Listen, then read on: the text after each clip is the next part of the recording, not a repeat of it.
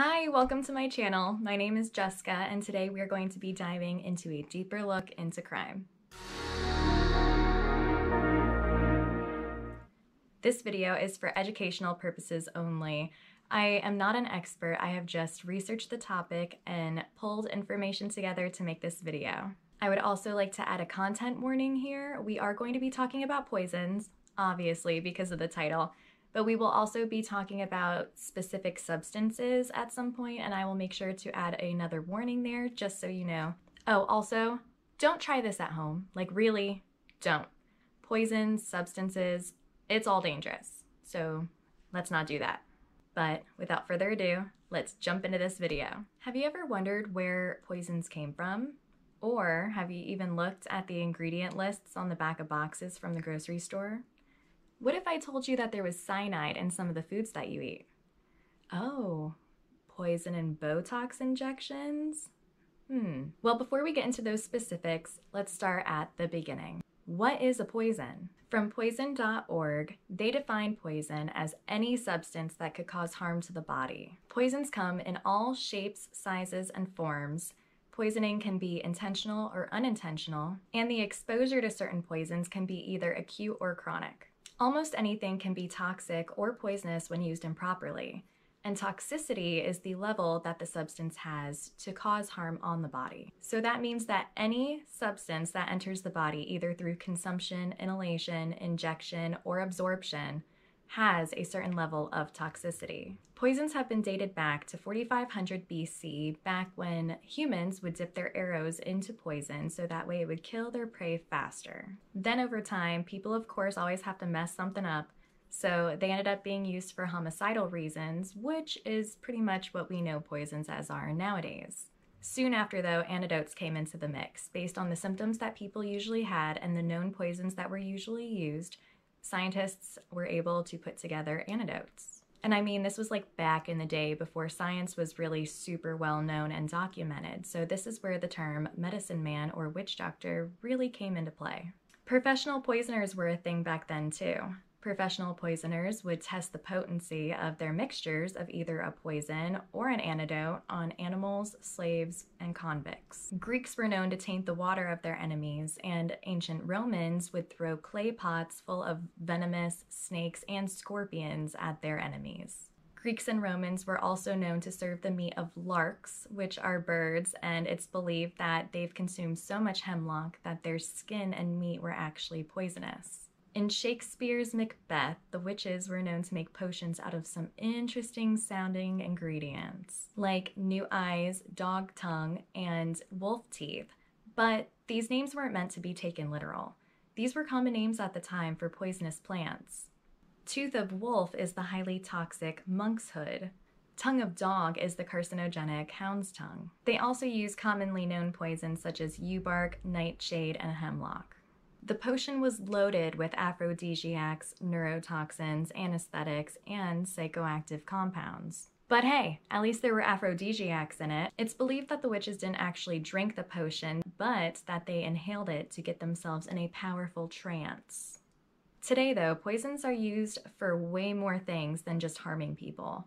Nowadays, it's used in medicines and antivenoms. We now know that the Gila monster's saliva lowers blood sugar, that some viper venoms reduce blood pressure, that the killer cone snail's venom is a good pain reliever, and that poisonous yew bark was used for the first chemotherapy.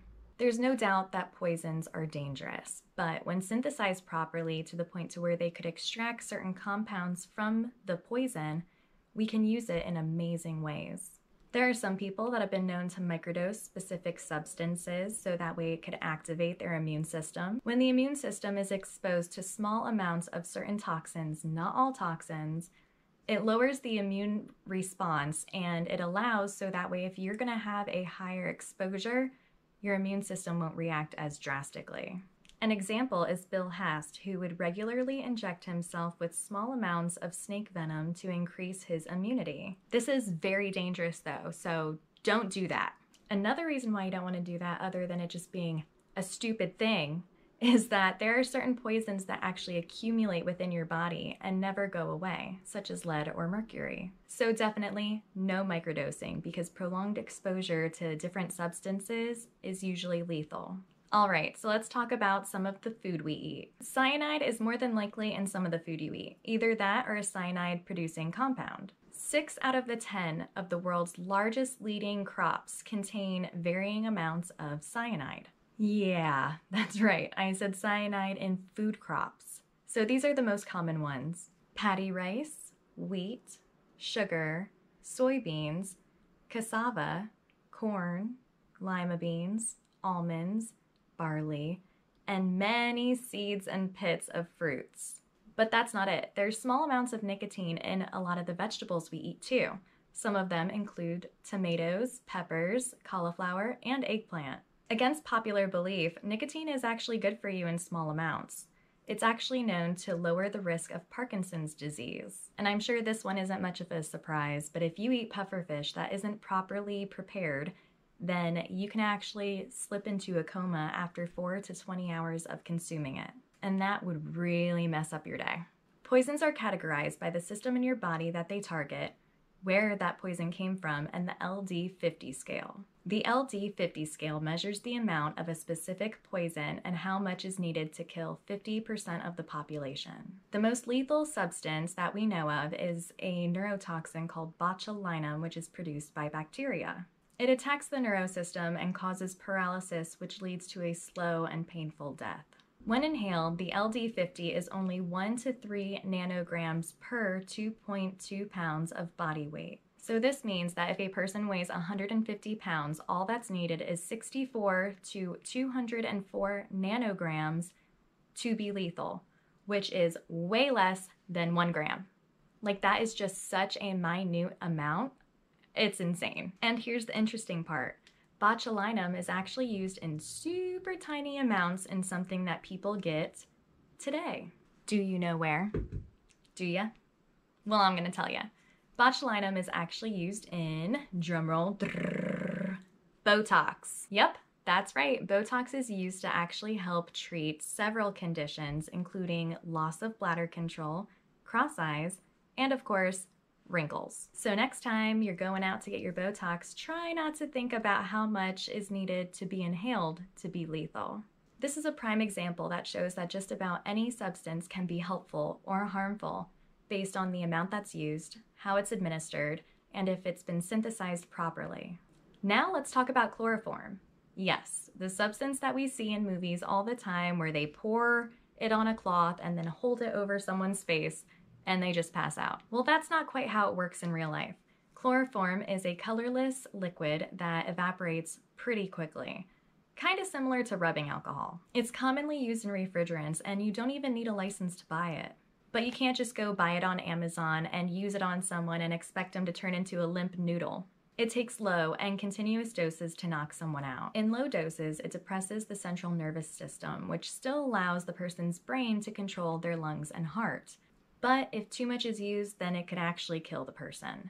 It attacks the liver, kidneys, and nervous system, which isn't a great way to go. Now for something that goes a little further into the past. As Bailey Sarian says, Aqua Tofana. This was a poison that Julia Tofana made in the 1600s.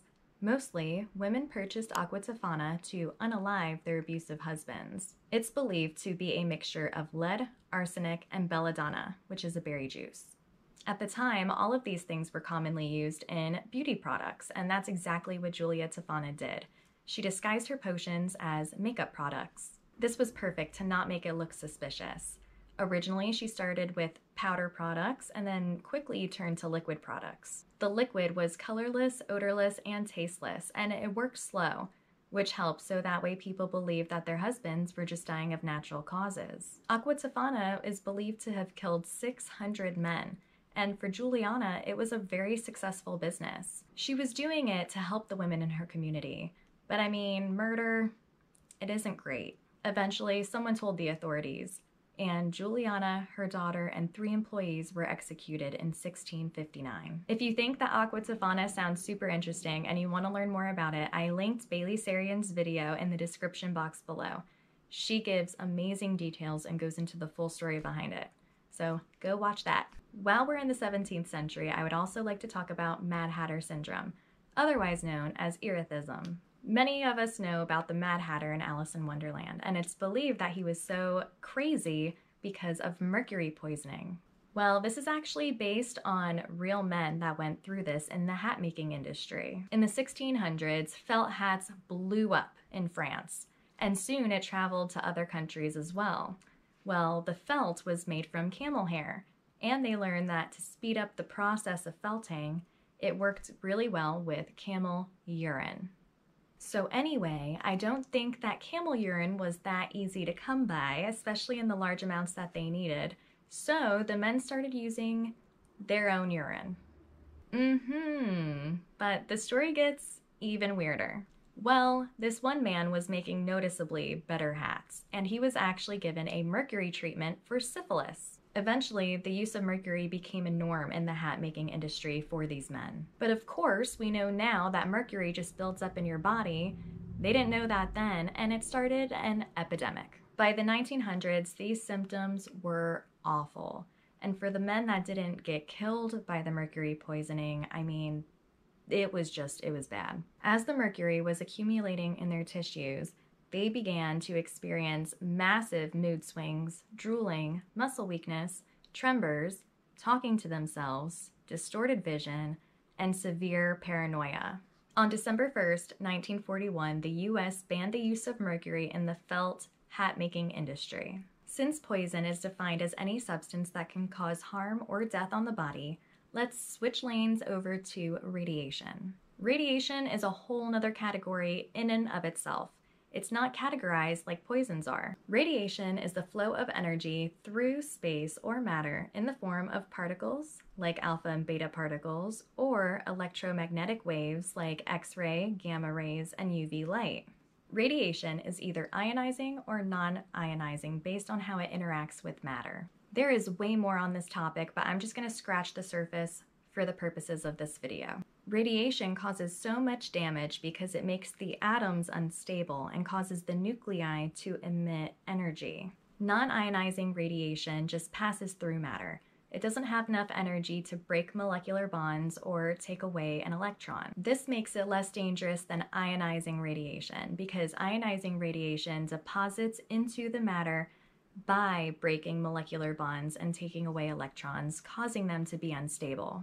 This actually changes the molecules in living cells of either plants, animals, or humans.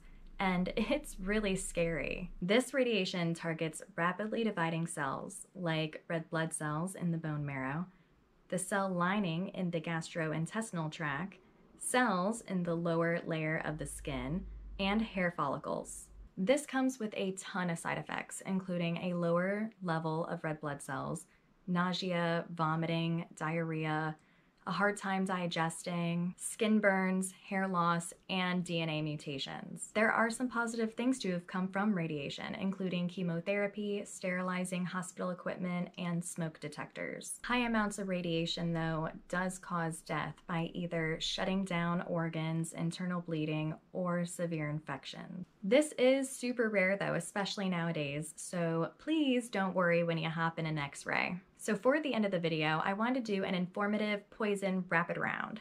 So it's here I'm going to be mentioning specific substances and how they were used or taken and how they affected the body. So let's get into it. All right, first one we're going to be talking about is hemlock. Socrates drank a hemlock mixture after being declared guilty by a jury for corruption. It has been said that his death was peaceful, however, I'm not too sure. It is a paralytic that keeps the mind awake.